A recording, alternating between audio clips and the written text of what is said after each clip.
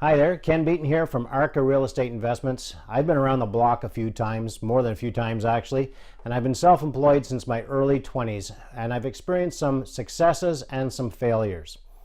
One of the things that always made me curious was to know how some people are successful and some are not.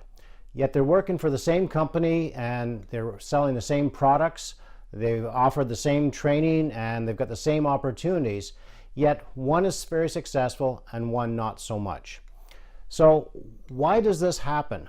Well, this question has caused me to reflect on my own success, and as a result I've come up with a 5-step success formula which I would like to share with you.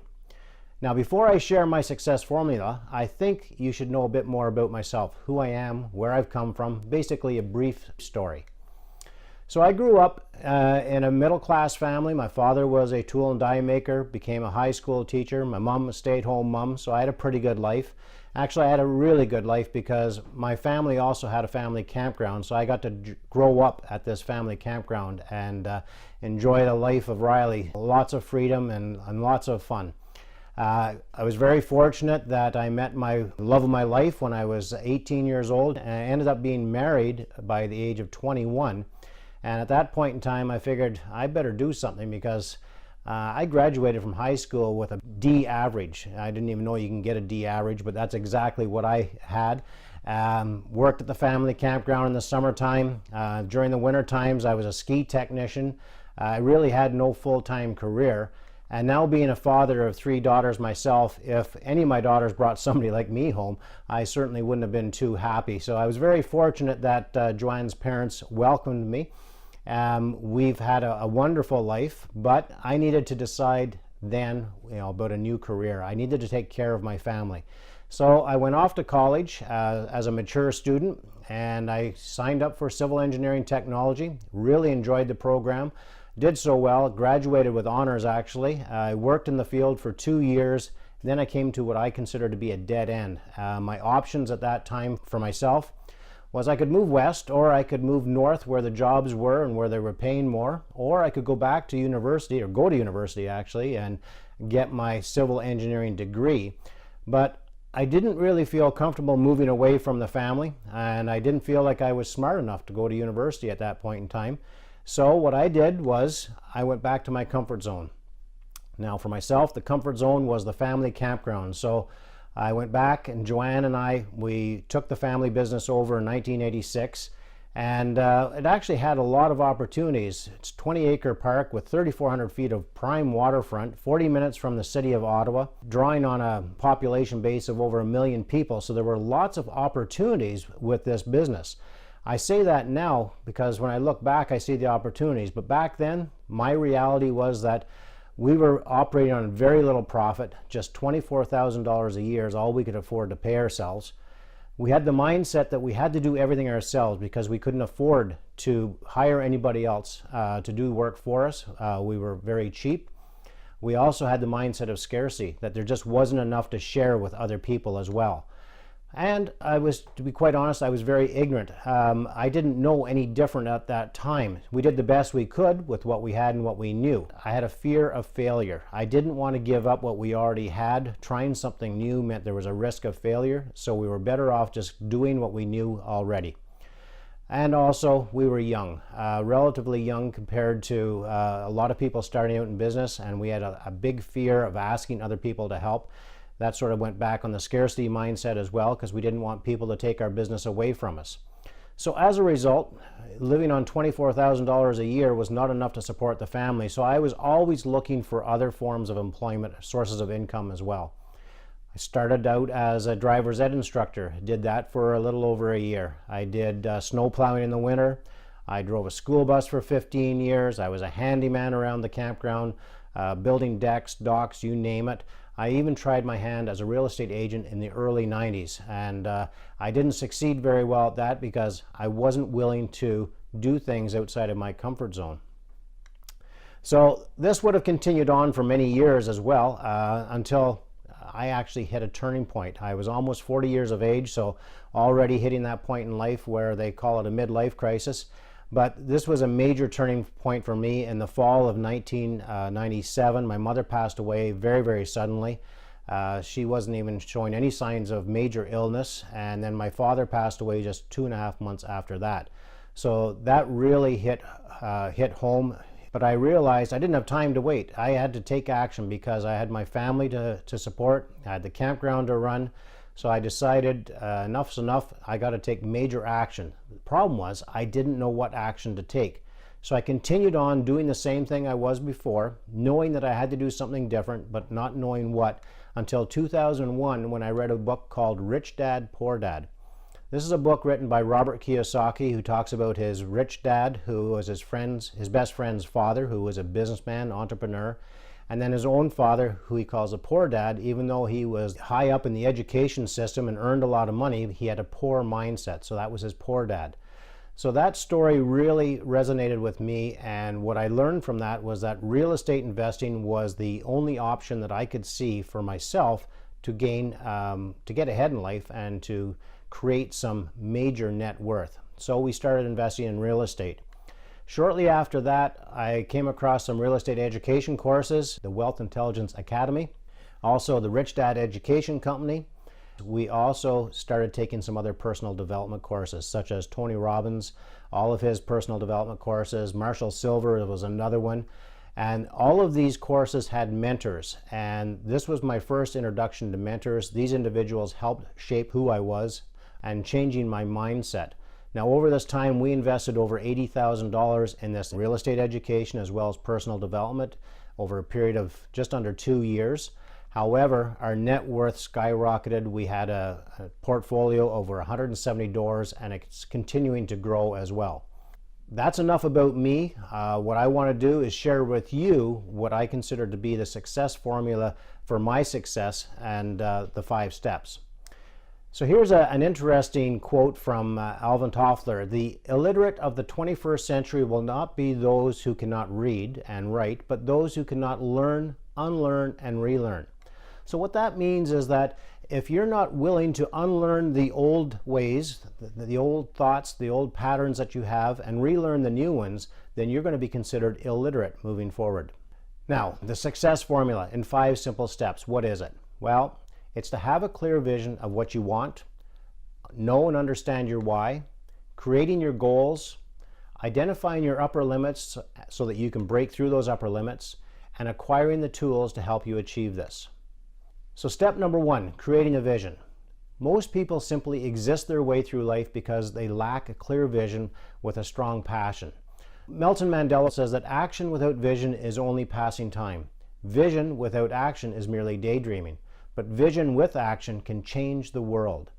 The sad reality is that most people just pass through life wishing for things to be different but not taking any action. So, what is your vision? Where do you want to be 5 years from now? Who do you want in your life?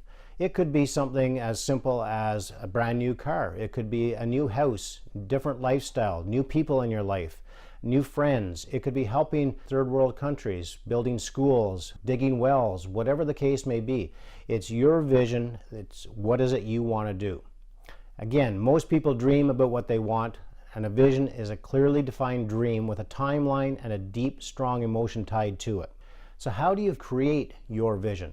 Well, I suggest you find yourself in a quiet location and you almost get yourself into a meditative state, and then you allow yourself to dream, to be and do whatever it is you want. Now what you want to do is put yourself 5 years into the future. You want to feel the experience. I like to share a vision that I have. Joanne and I want to own a cottage on the waterfront someday. That's on our vision board. So I picture this nice log cabin up on top of a rocky cliff, nice set of stairs going down to the waterfront, and you've got this beautiful dock going out, extending out into the lake. And out at the end of the dock, there's 2 very comfortable chairs. So picture yourself sitting in these chairs, a nice glass of red wine. You bring the wine up and you can smell it. You taste it. Well, you feel the breeze on your face. You look over the lake. You watch the sunset set behind the trees on the other side of the lake. You hear the water splashing against the shore. You can feel all this. As I say this, you're experiencing it as well. That's what you want to do with your own personal vision. The more emotion you create, the more excitement you generate, the better the chances of you succeeding in achieving your vision. Now, once you've got this vision created in your mind, what you need to do is you need to put it on paper. So you want to get yourself a large poster or bristle board, and then you want to create your vision board. You can either draw it or you can cut and paste pictures from magazines. I like to suggest that you draw it. Even if you can't draw a stick person with a ruler, it doesn't matter. This is your vision board. Get some coloring pencils and draw what it is you want. The reason being is that you're going to engage your creative mind, and it's going to become deeper into your subconscious, and it's going to mean more to you. Then what you want to do is you want to place this vision board where you're going to see it each and every day. When you get up in the morning, when you go to bed at night. If you can place it in your office where you can see it all day, even better. For myself, I've got my vision board in my office. I've also got a cut and paste vision board that I would put in a remote location. So if I wasn't working from home, I would have it set up in my work office as well. Another thing to add to your vision board is what I call a gratitude list. So every Friday night, Joanne and I would write what we were grateful for the previous week. Even though you may have had a week, it was horrendous, and we've all had them, instead of focusing on the bad stuff, what you do is you focus on one or two good things and you record them on your gratitude list. All of a sudden, your week didn't look so bad after all. And then at the end of the year, when you reflect back, you'll be amazed what you have accomplished. And it's inspiring and it'll keep you going. I also have for myself, and this is part of my why as well, is I have a picture of a 48-unit apartment building. It's a drawing that I want to build this for seniors affordable housing, and it means a lot to me to be able to create this building, and that's one of my major goals in life, is to build this building for the seniors. So now it's great that you've got an exciting vision. The next question is, why do you want to have this? So this is step number 2. Now, when I ask people what it is they want or why they want it, the most common response I get is, well, I want freedom. I want to have more money. I want to have fun. I want to travel. I just want to simply spend more time with my family. And these are very, what I call, fluffy reasons. And the reality is, we live in the best country in the world. We already have freedom. We already have the ability to have as much fun as we want. And we can travel. We've got life is really, really good for us right now. So it's got to be a little bit deeper than that. So what is the real reason that you want to succeed? Perhaps, and this is just a suggestion, perhaps you grew up as a poor child and your parents couldn't afford to clothe you very well. You had to wear the same set of clothes to school every day, all week. The kids picked on you all the time and called you names. Well, you definitely don't want that for your children or your grandchildren. Perhaps your parents struggled financially. They did a lot helping you growing up. Now it's time for you to help them. So you need to understand what is your deep-rooted reason for wanting what it is you want. Now, to help you understand this or to discover this, there's what I call a why exercise. And what you do is you sit knee to knee with another individual and you look each other in the face. And you be very serious about this. You decide who's person A, person B. Person A will then say what it is they want. Person B will simply ask, why do you want that? Person A will respond. And again, the answers initially are going to be pretty fluffy. But you want person B needs to make sure that person A answers very short and concisely. No long-winded stories. You repeat this process. The first 2 or 3 times the answers are going to be relatively easy. But number 4, 5, and 6, it's going to become more and more difficult, and eventually you start to tap into the true reason why, and it starts to become emotional. Now, you may discover that you've got multiple whys. Great, that's fantastic. Or you may discover that you haven't found your why yet. Don't worry about it. Keep repeating this exercise multiple times until you do discover your why.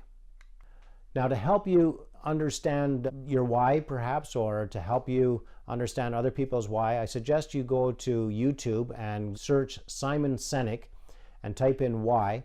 It's an 18-minute video, and it's well worth your time to watch this. I've watched this multiple times, and I always get inspired after watching it. Another source is Robin Sharma, who is the author of The Monk Who Sold His Ferrari. I suggest you get his book called The Leader Who Had No Title. This book will help you understand what motivates you and who you are and why you do what you do. Step number 3 is what we call goal setting. Now, I'm not going to spend a whole lot of time on goal setting because I think this is something that most people are familiar with already. However, it is a very important step in this process, one not to be overlooked or missed. So step number 3 is goal setting, and I like to use the acronym SMART. You want your goals to be specific, measurable, assignable, realistic, and time-based. So let's say, for example, we'll use weight. I want to lose weight. If I simply say that I want to lose weight, well, that's not specific, because I could lose a pound and I could say I met my goal. But if I want to lose 10 pounds, now it's specific. It's also measurable, because I can measure the fact that I'm losing weight. I can measure every day or every week to see how I'm progressing. It's assignable, so I'm the person that's going to be assigned to. I'm also going to be able to assign other people to help hold me accountable. It's also realistic. 10 pounds is a very realistic number for me to lose. If I was to say I want to lose 10 pounds this week, that's not realistic unless I'm prepared to cut off my arm. However, if I say I want to lose 10 pounds in the next 2 months, that is a realistic goal. It also has to be time-based. You have to be able to measure it. If I simply say I want to lose 10 pounds and I don't attach any time to it, again, it's going to have very little meaning or effect, because there's no goal at the end to aim for. So you want to make sure you put a time frame attached to that, such as 2 months. All right, step number 4. Your why is your motivator, and a strong, clear why will overcome many of your fears and your belief systems. Yet knowing your why may not be enough. And I know this from personal experience, because I had a great amount of success initially just by having a vision and understanding my why. However, I sort of plateaued, and I haven't been able to figure out why I haven't been able to break through that plateau. So that's step number 4. So for example, why do I constantly worry? And these questions are rhetorical. I mean, they're for you as well. Why do I use sarcastic humor? Why can't I graciously accept a compliment? Why blame and criticize others? Or more importantly, why blame and criticize myself? Why do I feel the need to be right? Or why do I get sick or hurt all the time? Why do I bicker with my spouse or partner? These are all questions that I ask myself. And these can all be signs of what we call an upper limit problem. So as we achieve success, we tend to sabotage our success. And it could be for a variety of different reasons. And just to give you an example, earlier when I told you that I was a civil engineer technologist, I could have continued on. However, I didn't feel able to go to university and get my civil engineer degree. I felt fear of leaving home, to be away from family and friends, to move out west. So what would I do? I sabotaged myself, and I said that the campground was more important to me and we needed to run the campground. And I justified my decision. In reality, it was because of my fears and my beliefs that I didn't succeed with that particular venue in my life. It could be for a variety of reasons. You know, we don't feel worthy of success, or my family always struggled with money, therefore I'm going to struggle with money. My parents fought over money all the time, so if I'm going to start earning money, that means like I have to have some fights with my family as well. Or it could be guilt, your success at the cost of someone else. So if you've got siblings and you're very successful, but your siblings aren't very successful, you might be suffering from guilt, and therefore you sabotage yourself so you are not as successful. So these are all what we call paradigms. They're your beliefs. Now these can be good and they can be bad. And these are so deeply rooted in your subconscious, you may not even realize that you have some of these or that they are controlling you. So knowing why you behave the way you do, act the way you do, and react the way you do is critical to your success. So discovering and knowing your paradigms will allow you to break through your upper limits. So let's quickly review the success winning formula. The first step is to create a clear and inspirational vision. Second step is understand what your true why is. Third is to create goals so that you can achieve your vision. Fourth is discovering what your upper limits are and learning how to break through those upper limits. Number 5 then is going to be creating a well-stocked toolbox to help you achieve your vision. Now this is in 2 parts. First part is education. Second part is personal development. So with respect to education, my focus is real estate, so I'm going to share what I offer through education. However, this 5-step success formula is not geared just for real estate. It's every walk of life, every business, every industry that you're in, it is applicable. However, as I say, because my focus is real estate, I'll share with you the education that I can provide. The first program, it's an online program, it's called 5 Homes of Freedom. And this program is geared towards the beginning investor, people who want to just own a few small properties to achieve financial freedom. The second online program is called Apartment Building Wealth Generation. This program is geared with individuals who want to own bigger properties and a bigger portfolio. So it could be triplexes, fourplexes, all the way up to 50, 100 unit apartment buildings. My third program is called Creative Real Estate Investing. This particular program helps people understand how to become creative with their real estate deals, how to think differently, how to look at deals differently. It supports both of my other programs, the 5 Homes of Freedom or the Apartment Building Wealth Generation program, complements them nicely, or it's a great program on its own as well. So those are the 3 programs that I offer, and that's the education component. Now from the personal development side, this includes your coaches and mentors. What I like to focus on is the new mindset, creating new results. So we'll talk about the circle of success and failure. When people have thoughts, these thoughts create feelings. These feelings will then cause and inspire you to take action. The actions that you take will produce results, and these results will then in turn reinforce the thoughts that you had in the first place. So now all of a sudden you've got this new idea. It's a new $1 million idea that's going to save the world. You get really inspired by this. It's exciting. You've got the passion and the joy. You're really, really excited for this. So this is going to cause you to take different actions. These different actions will cause different results, and the different results will reinforce that new thought that you had to begin with. The challenge is, for far too many people, is that fear will slip into the equation. And this fear will take away your excitement, your joy, your passion, and cause you to take the same old actions that you've been doing in the past, generating the same old results that you've been experiencing in the past as well, therefore reinforcing the old thoughts that you've had in the past. And you'll get people saying, I told you so, it wouldn't work, which again just reinforces those old thoughts. So you've got to break this circle of success and failure so that you can start taking new actions.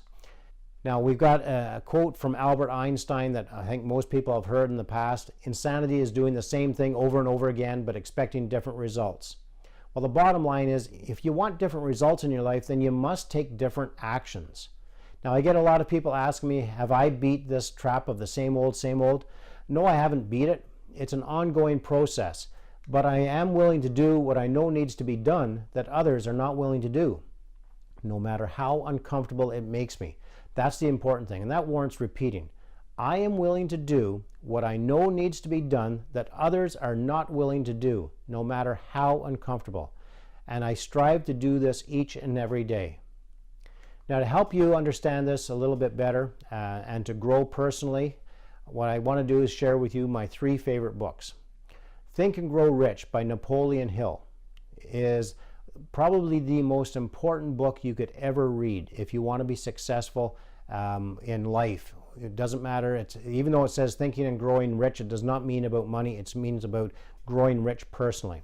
The next book is The Science of Getting Rich by Wallace D. Wattles. And the most recent book that I've read is called The Big Leap by Ray Hendricks. Now, don't simply read these books. What you want to do is study the books. Bob Proctor, for example, has been reading Think and Grow Rich since 1961. He doesn't read the entire book every day, but he reads part of it every day. And his book is literally falling apart. And he doesn't read the book, he studies the book. He'll read the same paragraph, the same page, every day for a week or weeks. What I've learned to do is, with my book study group, is we will take the book Think and Grow Rich, for example. We'll read chapter 1. We'll read it every day for a full week. Then as a group, we will discuss the chapter. It's amazing how much more you get out of this when you do it this way. Now, in the past, I mentioned that I didn't mention I worked for Rich Dad Education as a mentor and a coach, which gave me the privilege and the opportunity to be coached and mentored by people like Robert Kiyosaki and other people inside his company. I've also had the privilege of being coached by people inside the Tony Robbins company as well as Marshall Silver's company. Currently, I'm being coached by the Bob Proctor Institute. It's called Proctor Gallagher. The program I'm currently going through is called Thinking into Results. And the facilitator who is walking me through this program, his name is Mark Frentz. Mark is a phenomenal individual, very insightful. And the fact that he's walking me through this program, I'm getting so much more out of the program than I ever have if he wasn't helping me through this program. Mark is open to talking to anybody anytime, so if you're interested in learning more about the program, highly recommend that you contact Mark. You can just email him at mark@markfrentz.com, and he'd be more than happy to speak with you for up to a half hour for free. And if the program's a fit for you, fantastic. If not, no problem. It's a great program. Bob Proctor and all of his programs are fantastic, and I can't say enough good things about them.